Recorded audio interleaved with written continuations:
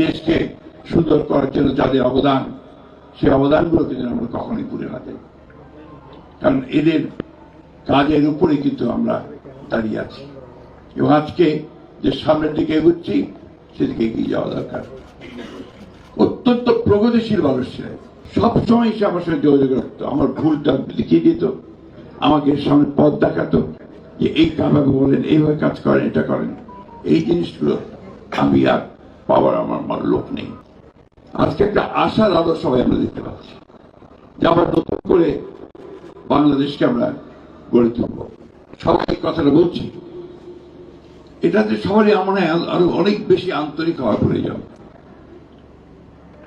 এবং সত্যিকার অর্থেই আমরা যেন সবাই ভবিষ্যৎ প্রজন্মের জন্য যে কথাটাকে বলা হয়েছে বাসযোগ্য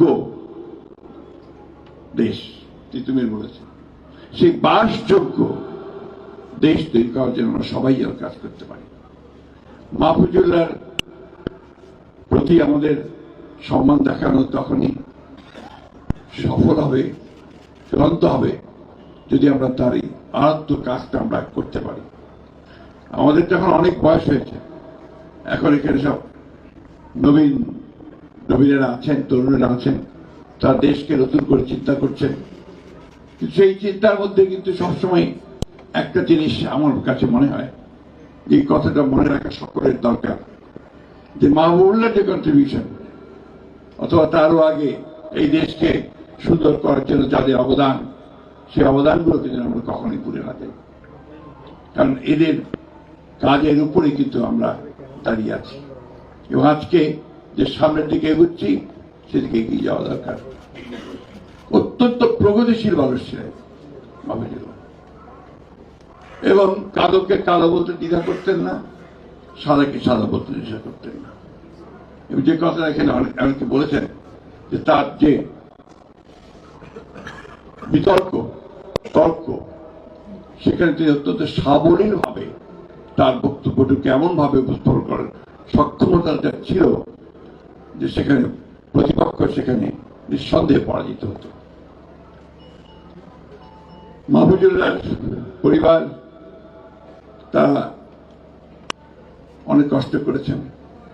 যে কথাটা কিছুক্ষণ আগে একজন বলছিলেন যে আজকালকার সাংবাদিকেরা অনেকেই, আমি সকলের কথা বলি না, অনেকেই তারা তো নিজেদের আখের গোছানোর জন্য আপনার দালালি করে, কথাটা ভালো হয় না হলো না, তারপরেও কথাটা বলতে হলো এবং বাড়ি ঘর প্লট সব জোগাড় করে। মাহফুজুল্লাহর কিছুই ছিল না। মাহফুজুল্লাহ চিকিৎসার জন্য তার পরিবারকে, তার বন্ধুদেরকে অন্যের কাছে হাত পাততে হয়েছে। এখনো তার ছেলেমেয়েরা বাইরে আছে, দেশে আছে।